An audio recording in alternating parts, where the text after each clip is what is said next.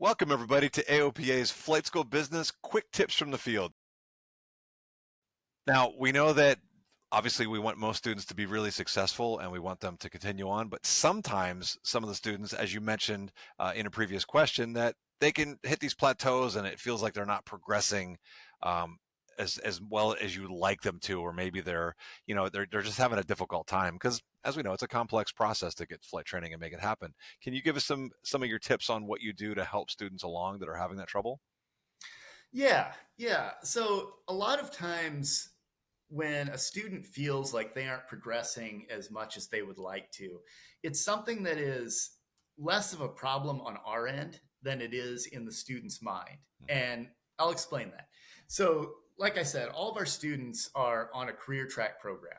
And so they're all going to be getting their commercial pilot certificate. And as you know, a big part of getting the commercial ultimately is time building. Mhm. And so even if a student is getting hung up a bit or they have a learning plateau, say during their private pilot certificate or during their instrument, sometimes the student gets a bit frustrated because they're measuring themselves many times against other students. Mhm. And they're seeing that I haven't soloed in the same number of hours as this other student, or it's taken me this long to get my private, where it's taken them this long.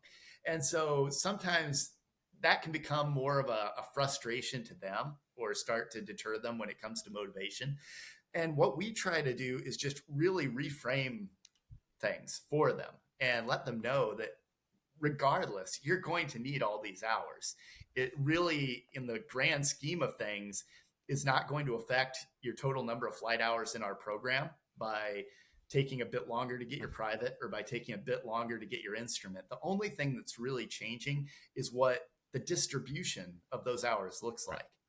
And also, we emphasize the idea that every student is unique. None of us take the same amount of time to do anything.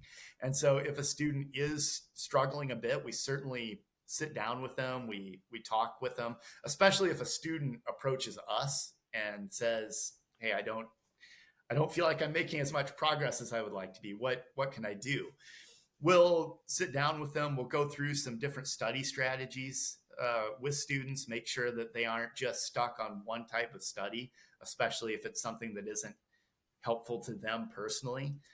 If all that they're doing is reading a book, maybe we suggest watching more videos, or maybe it's a matter of doing chair flying and just really working through the procedures in your mind, or getting on a simulator. You want to you don't want to keep doing whatever the thing is that's not working. You do want to try other things, and because everyone learns differently, and so it's important to find how that student learns the best. Sometimes we will have them fly with a different instructor. Mhm. That's always important, just because every instructor teaches differently. Every instructor emphasizes things slightly differently, and you never know which instructor is going to have the way of explaining a certain concept or maneuver where suddenly everything's going to click and you're going to see the light bulb go off. And so that can certainly be helpful. Also, that instructor can then give a second opinion on what they think of the student and how they're seeing their progress. And just keeping the students really looking at the big picture, reminding them to be visualizing success and to be able to remember what it is they're working toward, so that they don't get bogged down in the stress or the anxiety that can sometimes creep into different parts of training. No, those are some great tips. Thank you. Absolutely.